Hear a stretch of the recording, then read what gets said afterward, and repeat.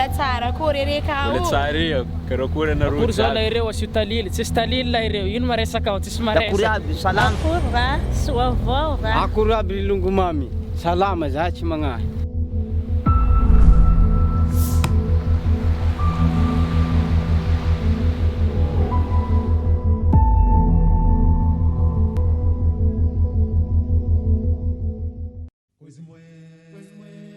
ny fahafahan'ny mponina mampiasa ny tany dia fepetra takiny ny fanajana sy ny fahatanterahany tson'olombelona voarafitra ao anatin'ny fifanekena iraisam-pirenena momba ny soa ara-teokarena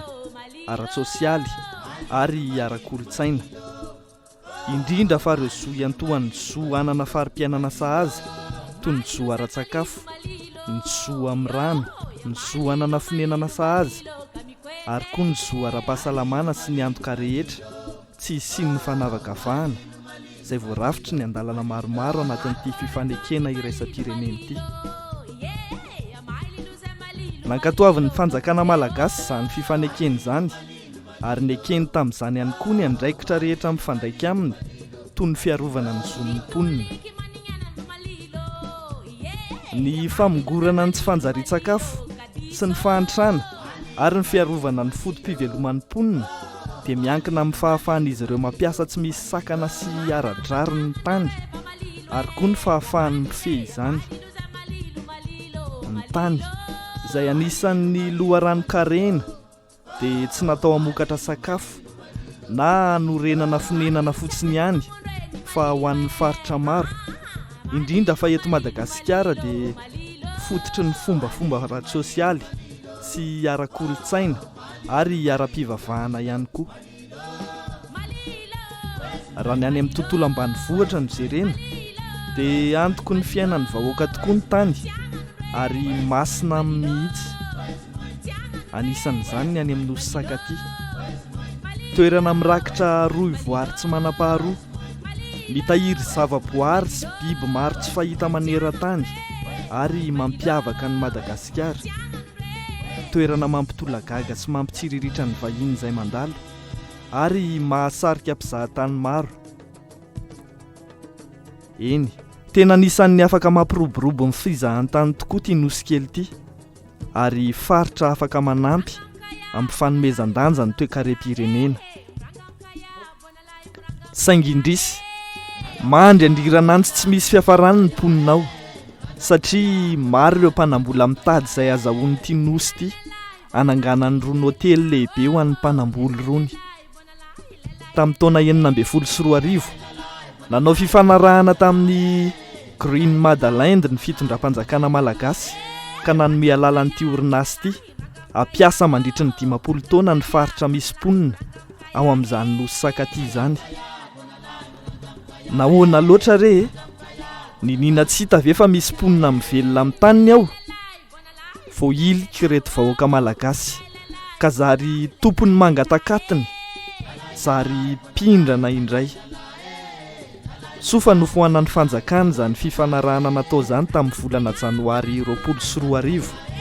rehefa nanao antso vonjy sy antso avy reto vahoaka reto na izany aza nefa dia mbola tsy tafavoaka ny aly izy ireo satria nilaza indray ny fitsarana fa tsy mananjo amin'izany tany izany reto vahoaka reto ary nanambara fa vao 10 taona monjany nipiatsahan'izy ireo teo sanganehany izy ireo satria efa manjato taona ny maro ireo razambeny sy ny ray aman-dreny no nivelona sononina tao noho izany voazongozona ny zon'izy ireo tsy afaka miaina am-pilaminana indrindra fa ireo vehivavy izay isan'ny tena mivelona amin'ny tany sy ny loharano-karena voajanahary samihafa misy ao ameloman'ny ankonany mandry tsy lavoloha satria tsy manana fiarovana no aviny tsy manana fiarovana ny taranany ary tsy anany izany mihitsy raha tsy voaro aloha ny zony amin'ny fitompona ny taniny tsy afaka ny roso amin'ny fandrosoana ary tsy afaka ny ady amin'ny fahantrana akory aza noho izany mila mandray fepetra faran'izay aingana ny fitondram-panjakana hanomezan'ireo vahoaka ireo antoka fa tsy voaroaka amin'ny taniny intsony izy ireo raha sanatria tonga indray ny mpampiasa vola hafa any aoriana any tsy amin'ny alalan'ny fandroan'ireo vahoaka tompon-tany hiala amin'ny tanindrazany sy ny tanindjanany raha teo no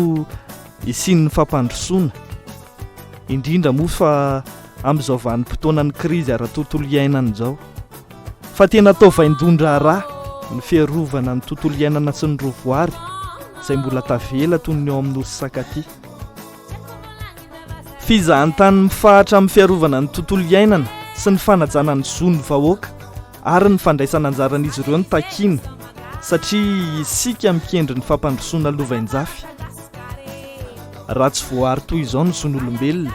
dia isika rehetra sy ny fiainantsika tsirairay mihitsy no voahozongozina satria na izao na ianao dia mety ho voaroaka amin'ny tanintsika sy ny fonenantsika koa raha ampitso. Andeha ary fanome tanana hitaky ny zony reto vahoaka ny nosy Sakatia ireto satria ny fiarovantsika azy androany dia fiarovana antsika ho amin'ny ho avy ihany koa. Omeo ny vahoaka ny Sakatia ny zony amin'ny fitompona ny tany, ampiaro an'ny Sakatia ny fampandrosoana lovainjafy, manaja ny tontolo iainana sy ny zon'olombelona. Tondrosao ny fanekena natao, ajao, arovy ary tanterao ny zon'olombelona.